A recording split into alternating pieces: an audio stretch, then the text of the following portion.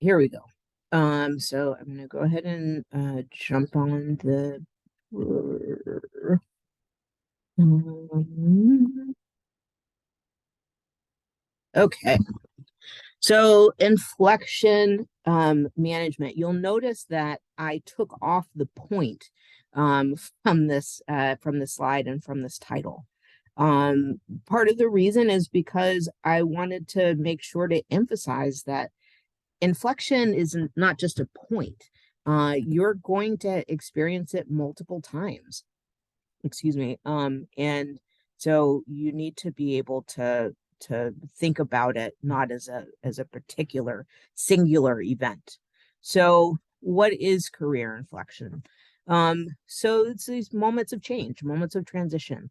And they're in I'm going to focus on changes in your professional life.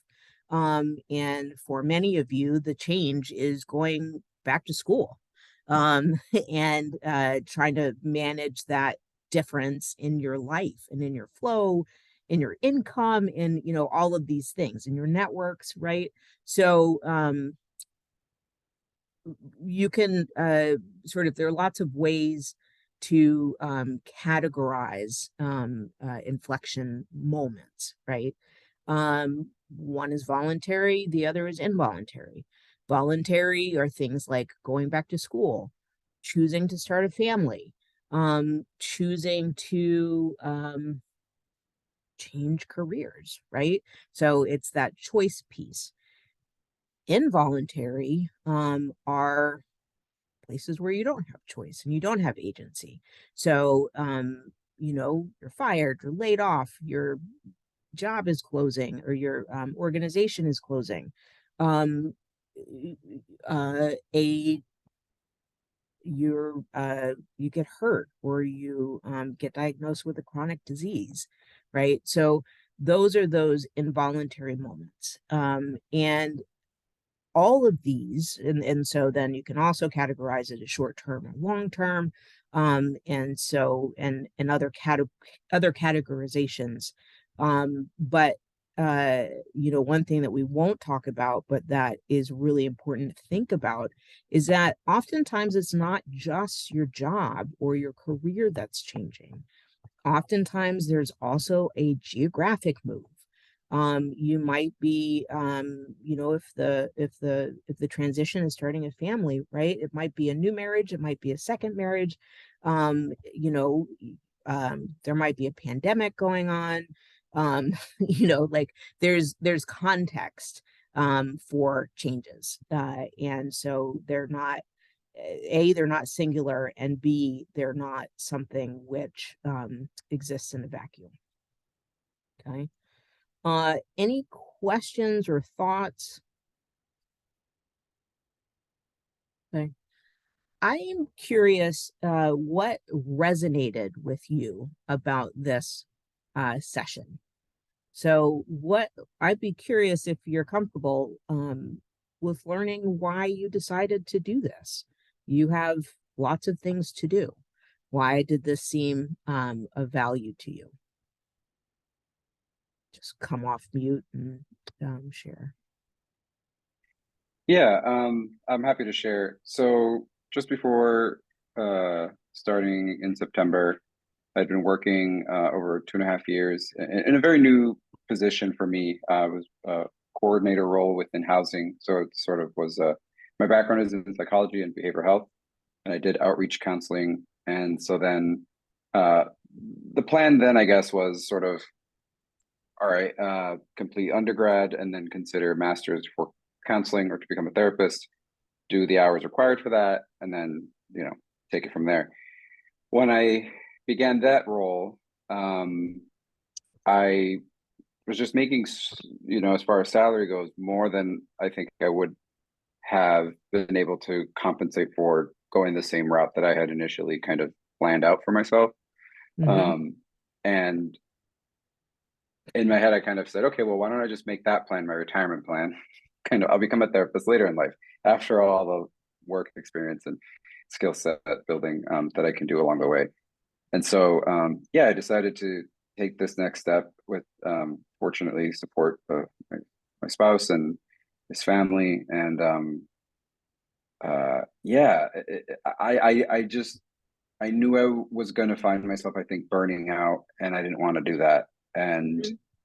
I think the people I was working with, deserve somebody who can be resilient in that environment, and that just wasn't an environment that I felt really aligned with sort of my Mhm. just my work process. Yeah. So your thought was, I'm gonna retool. Does anyone else want to share about why this particular session was resonant for you?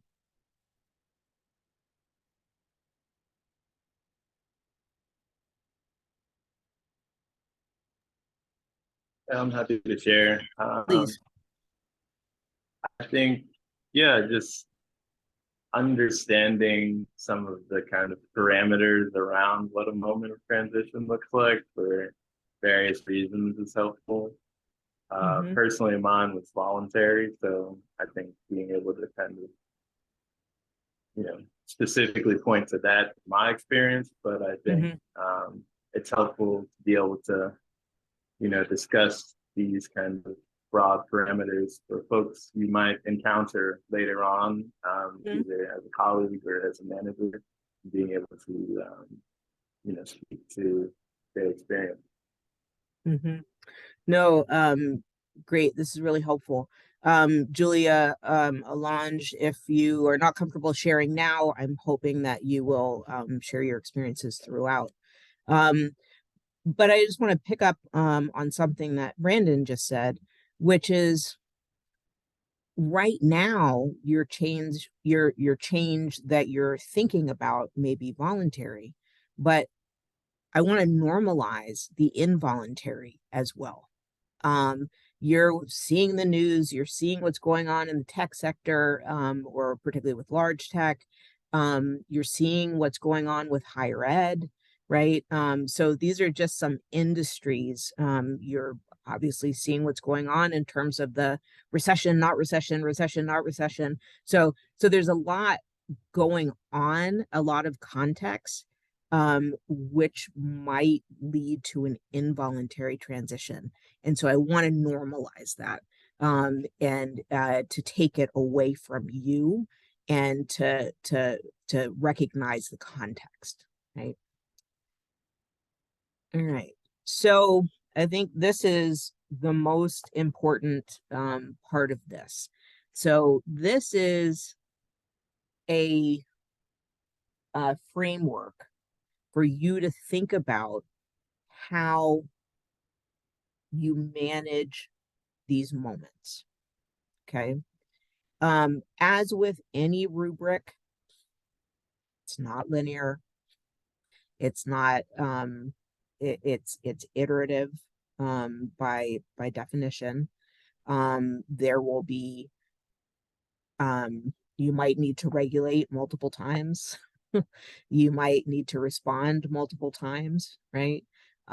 So let me talk about what these four categories are, and give some examples, and I'd love to hear your thoughts as well. So regulate.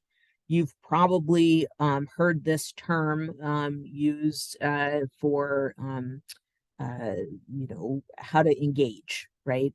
That if you are speaking from your emotions, if you're acting from emotions without a counterpoint of some sort of logic or um, plan, perspective, that you're not going to be as effective, and you're not going to be able to move forward.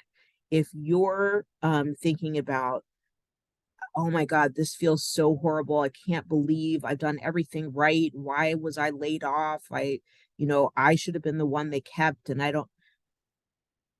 The emotional regulation comes in when you say, okay, I'm having feelings, right? Acknowledge them, don't run away from them. And I can do hard things. I've done them before. Here's what this feels like, and here's how this ended, right? It might not be the exact same thing, but something which demonstrates that you have the skills to be able to get past this too, right? A layoff or being fired can feel like a breakup, right? And we've all been through those. And you keep moving, right? And you are able to, your life doesn't fall apart. It feels like it will, but it doesn't. And you know that. So that's what the purpose of the emotional regulation is, not to get rid of the emotions. It's to contextualize and force yourself to be in perspective, right? So, and if you can put yourself, and if you can locate yourself within that perspective, then you can move to another point. Again, you will probably have to regulate multiple times, and that's okay. But understand the purpose of the regulation. Okay. It's to be able to put things, to lay it out and put it in perspective, and then think about how you can focus on the other pieces of the process, right? Because the inflection is not it, the inflection shouldn't be an end, right? Because you got to go somewhere, you got to get a job, you got to right. And so therefore you need to be able to get there, and in order to get there you're going to need to regulate. The second is resource. So resource is something I was just saying to Brandon, that I'm always banging on about. Network, network, network, right? um Both expand your network and reconnect with your network, reintroduce yourself, right? Because you are not necessarily the same person that your college professors knew, right? You're not necessarily the same person that the board that you sat on, or your aunt or uncle who does something that's interesting to you. You're not necessarily the same person that they knew. So it's reintroducing as well as expanding and thinking about, okay, um where do I where might I want to go, right? So one of the things that I want you to remember from this session in particular is that, a lot of people think about networking as networking for a job or even a category of jobs, right? Um, Networking, if done well, is about your aspirations, right? And aspirations are more than just a job, right?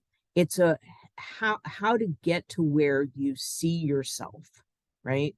That future that you dream of, that you aspire to. And that broadens your sense of networking from a very sort of tight, like, I want to talk to other people who are consultants. I want to talk to other people who are health policy people. To I want to talk to people, or I want to connect with people who are involved in social change, or who are involved in promoting DEI, or who are, thinking about systems, whether it be from a nonprofit, for profit, right?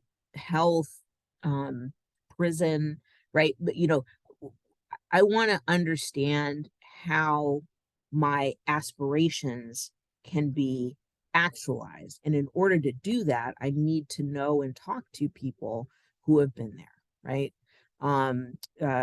And so that's a slightly different way that I think a lot of people think about networking, right? It's not just about collecting cards. It's not just about knowing people from the top three consulting firms or banks or what have you. It's about thinking in community about your aspirations and how you get there, right? So you'll have people in that network, whether it be on LinkedIn or Be Connect or wherever your Rolodex, wherever you contain them, right? You're going to have some people that anyone would predict that you have, and you're going to have in that your faculty, your fellow classmates, right? And also you're going to have some people that people are like, what? why are they in your network, right? So maybe you have a strong interest in the arts, and it isn't necessarily reflected in any part of your education, your um uh you know hopes and dreams about a career, right? But it's really important to you, and it defines who you are, or nature, or what have you. And what you end up doing is thinking about broadening to include those sorts of things as well. Because when you hit an inflection point, or when you hit inflection points, um, particularly involuntary ones, you start to question, like, who am I? What's my value? Right? All of those things. And your value is not just obviously that job. There is no job that defines your value. As long as capitalism reigns supreme, there is no job that recognizes your full value, right? So your full value exists outside of a job. Therefore, like, where is it? What is it? Right? And that's the exercise that you're going through in these moments. Um, I was just gonna oh, so the former head of the NAACP, National Association for the Advancement of Colored People, which is a preeminent civil rights organization. So this he's a friend of mine. His name is Ben Jealous, and so he stepped down, and he now is the executive director of the Sierra Club, right? Because one, he's invested in social justice. Two, he is a nonprofit leader, right? And so he has gravitated towards two organizations which are really at the precipice of, they're not in their heyday, and they're trying to figure out where to go next.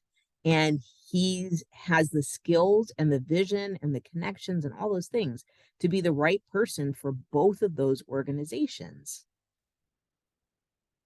And, that's an example of sort of thinking about yourself beyond a corporate entity, right? So the next category is reorienting, right? So that's the considering new opportunities. So I'll take the example of somebody who is starting a family, right? You might need to step away, or the inflection would be that you need to step away. You don't have the same amount of time for a job because your time is now, diverted, and, has multiple demands. So, okay, you can't be an investment banker anymore. What can you do? Well, you have a skill set. Maybe you want to start your own company. Maybe this is the opportunity to do that, because you have the capital and you have ideas, and you have new networks because you're a new parent, right? You let's say you got diagnosed with a chronic illness, or you had some sort of disabling event, and you can't work in the same way that you have, right? Maybe there's something that you can do that incorporates that new part of your life, right? Your expertise has expanded, right? So maybe you want to think about monetizing that. So these are, that's that new opportunities. At moments when I think about other things, right? I think, okay, I have expertise in higher ed. And the expertise is focused not necessarily on finance, but more on sort of the intellectual pieces, and also student support, student alumni support. Why not private secondary? It's a different industry, but I wonder, I have those skills. Maybe I should think about that. So those are the kind of and I'm not going to use the overused term pivot, but you you understand that it's the same thing, right? What are these adjacent, and in some cases not adjacent, opportunities that will take advantage of my skill set and will help me to see that value that whatever organization I was in before didn't fully actualize. So even if you love the job and the layoff had nothing to do with anything, which often they do, you want to recognize that you have more, and then think about how that more could look like a next step, right? I often say for older folks, so old, if I say older folks, older than us, it is now the point to retire, right? Um, uh, do you need to work? And similar with family transitions, right? Do you need to work? And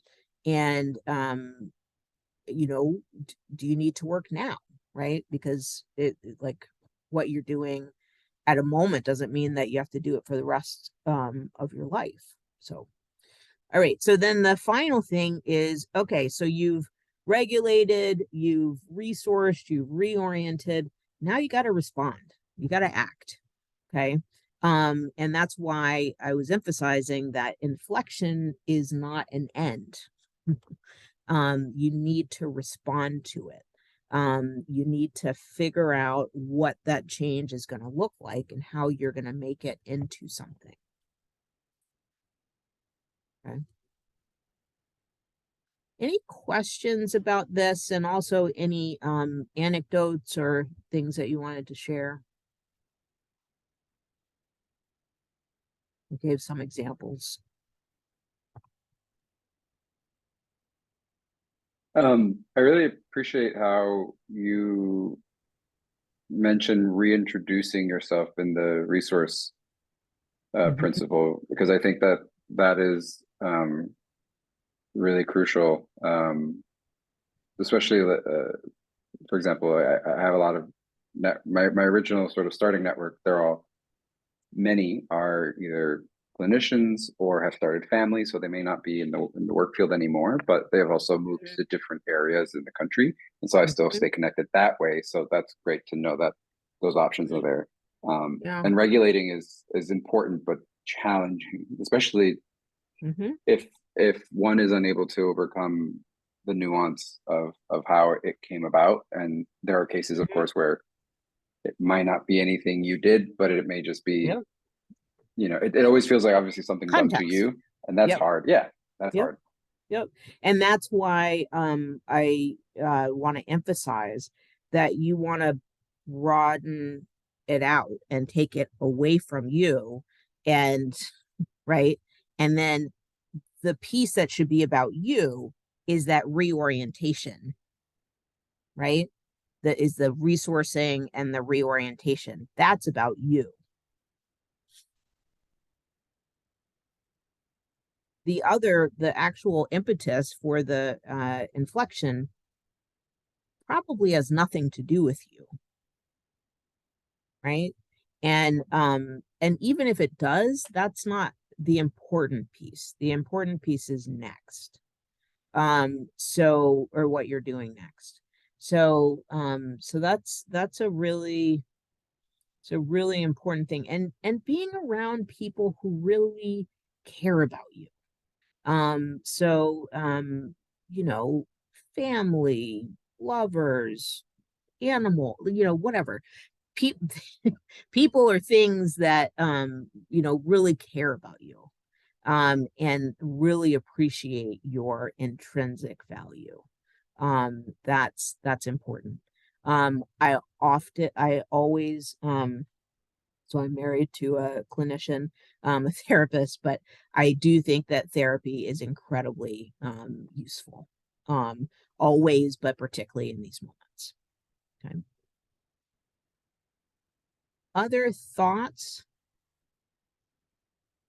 Julia, I want to invite you to respond or to share your comments, but I understand if you um, are not in a place or a space that you want to do that.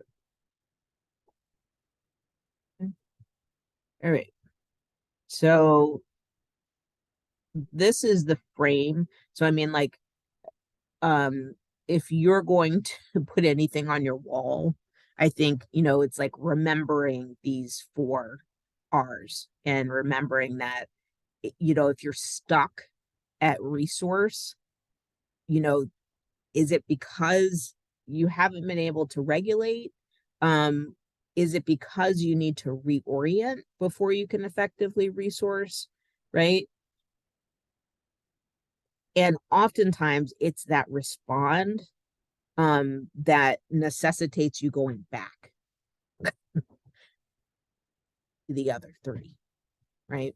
So because responding sometimes leads to good outcomes, sometimes it doesn't, you know. So all right, so oop, all right, insider tips. All right, so we talked a lot about the reintroduction.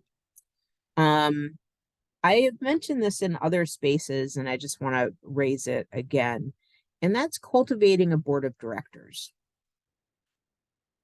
The board of directors is in it they're the product that they are shepherding is you. So they're folks that need to, or they're folks that are really invested in you, and they've been invested in you for a long time. So while you might be having a great experience with a particular faculty member here at Heller, sure, they should be a member of the board of directors, but they also should be contextualized by other people who've known you for decades. Um, can your parents and family be on your board of advisors? Sure.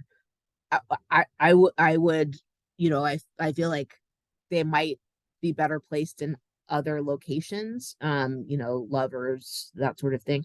But having that group of people who you can always come back to and say, hey, this is where I'm at now. Here's some of the stuff that I need.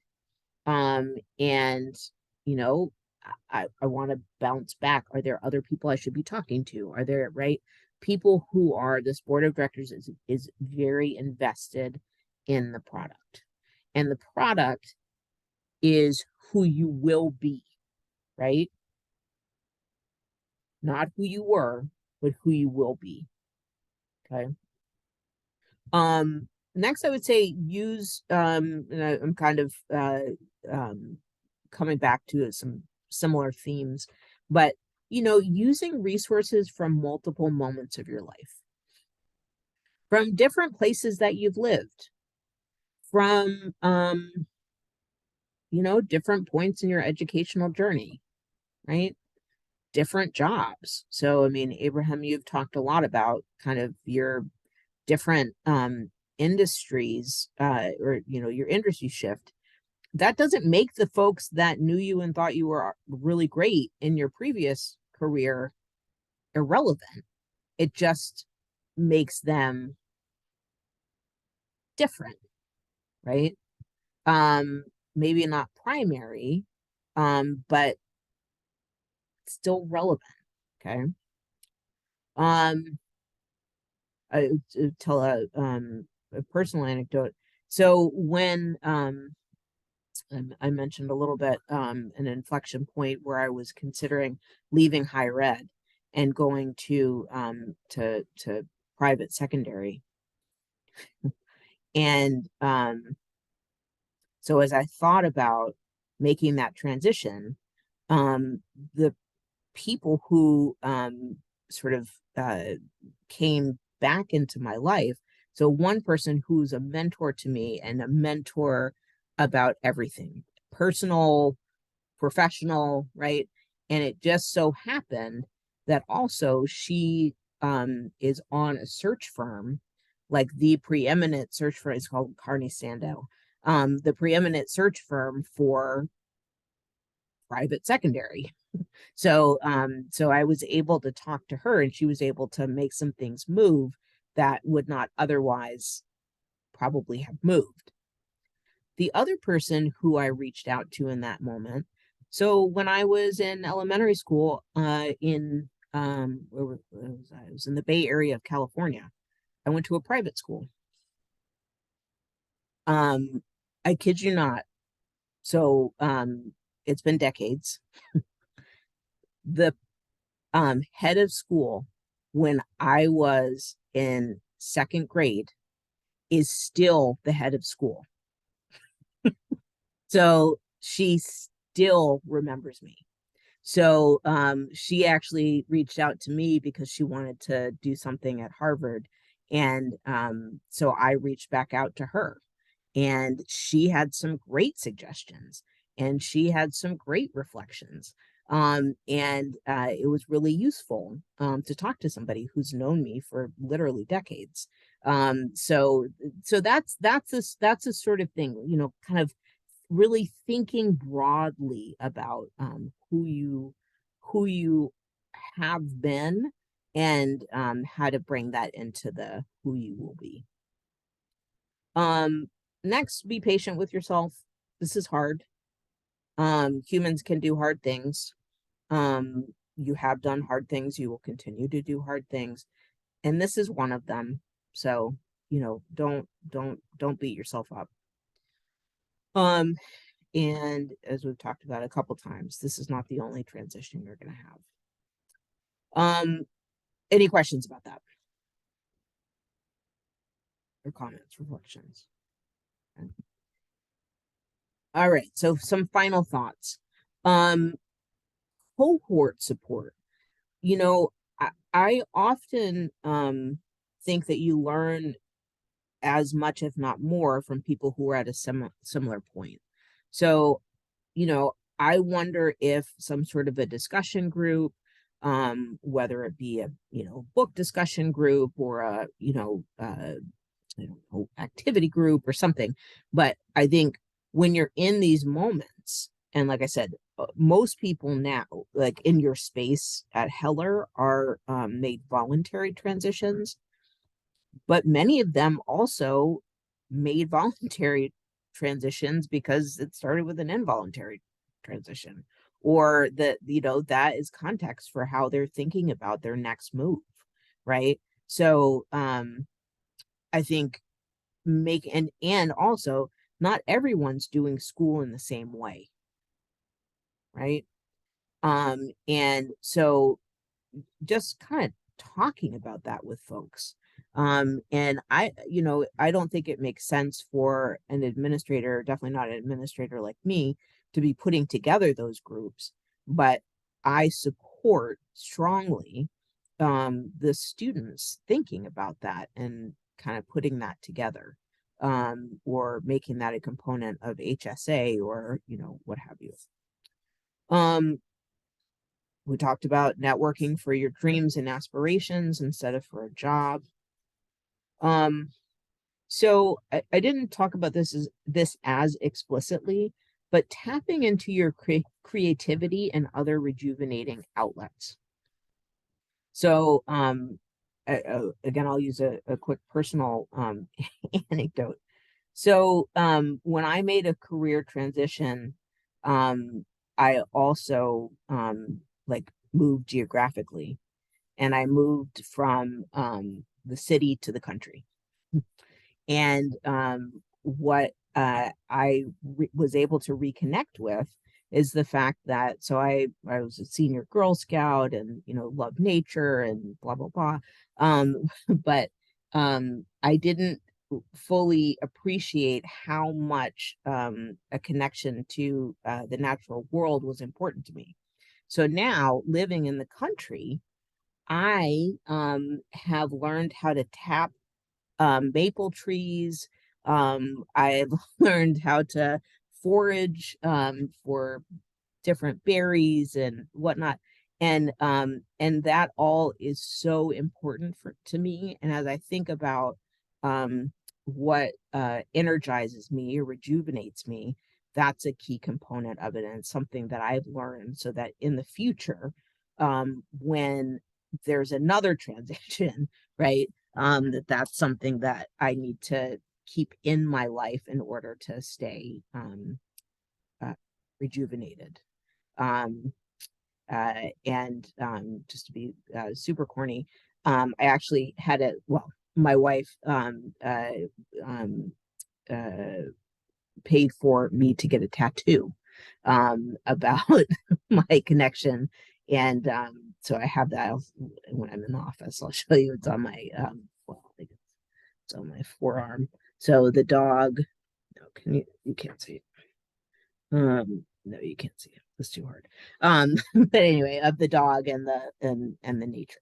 So anyway, but there are those things that you aren't necessarily in touch with because you don't need to be, right? So in these moments, that's an opportunity for you to do that and making sure that you're tapping in so you stay rejuvenated. Next, be cautious of timelines, right? Timelines are constraining. And they're kind of the opposite of being patient with yourself. And as I've said multiple times, changes can be hard. Be kind and forgiving, right? You have value, and not having the same sort of income or the same sort of position, whatever, doesn't mean that you don't have value. That's not about you. And then here's so I talked about a book discussion group or a discussion group. Here's an example of an article which I found particularly useful in thinking about how to frame an inflection point.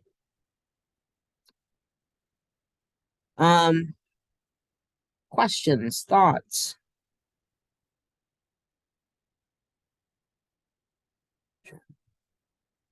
All right. Julia. So this is super helpful. So I'm looking at her chat comments. So Julia, I'm glad that you joined and that you are voicing your experience. I mean, it's like I said, I did not know what to expect in terms of how this topic would resonate with folks. And I think that's absolutely one of the categories. And it's, particularly in this moment, it's got to feel kind of scary going into the workforce, particularly after you spent a bucket load of money on graduate school. So, and you're looking around you and saying, "Oh my goodness, like we're going into a recession and the job market is strong, but what if it doesn't work for me and all that?" So that's why I think some of the things that I talked about at the end, in terms of patience, in terms of finding other ways to be grounded. I think that connecting with people can be very grounding, but making sure that you have, things that ground you is really important. So, but thanks for sharing that. Yeah, I'll just thank you so much, Jasmine. This is really interesting and helpful. And yeah, I really like this term, cultivate a board of directors. I think I'll be taking that. I think coming into the semester, given that I'm focused also Julie as well on capstone, there's an element of like you're trying to select your advisors, but I don't know, somewhere in my mind it clicked that I should have multiple. And so in the way that I've been thinking about getting feedback on what I'm writing, I'm also thinking about that as far as like now Yeah. putting that perspective in the career space. And that's really cool to think about. So thank you. Yeah, absolutely. And I, you probably know this, but for a PhD student, they think about their committee, right, as a group of people who will be pivotal in their job post PhD. So, in my opinion, and I don't know if your faculty are talking about it this way, but from my perspective, particularly as somebody who's been on faculties for years, that's your committee. Your whole faculty are going to be invested in your next steps because your next steps are a reflection of what they produced, right? But and the folks that are just reviewing one piece of your educational journey also are very invested, right? And that's probably why you chose them and why they accepted. So, no, I think that's exactly right. And and it doesn't have to be your final capstone. I mean, like there might be a paper that you write for a class for an assignment that might be relevant to something that you might want to do in the future. Send it to somebody that you want to have on your board of directors. Right? I also want to say thank you, Jasmine. I think this was really helpful, at least where I am. I have much more time left, but it's good to sort of at least just given the work experience and sort of the years I have under my belt, as they say, it's really nice to have a new way to reframe the inflection points throughout that time and sort of allow me to reflect back on if anything I did sort of aligns with what you're recommending or suggesting. And particularly in the final thoughts section where networking for dreams and aspirations, I love seeing that because I think in my experience I never allowed myself to do such a thing, always needing to sort of just get a job, earn a paycheck, pay the bills. And so it's interesting how I guess before Heller me would have said that's a luxury, not possible. I just need to find a job and it has to sort of be above my break even point. And that's all I care about. And now like I don't have to look for work now. And so I keep telling myself, stop looking at all these job listings and job postings. You can't really do much about it now because you have this much more left in school. However, I could approach it from the networking angle of just being curious and learning more about it and understanding sort of who is in what position, and of course through BeConnect, foster those opportunities to learn. So I appreciate it. Thank you so much. That's exactly right. Great reflection. So, if there are no other questions or comments, um, I'm happy to give you 10 minutes. 10 minutes back. So, but yes, I had a lot of fun. This was great. And I'm always happy to continue this conversation and talk to you about your next. And I have the pleasure of having interacted with all of you on this call. And so I will hope that that will continue. So thank you. I'm going to go ahead and sign off. Have a wonderful weekend. Take You as care. Have a well. great Take care. weekend. Yeah, you too. Take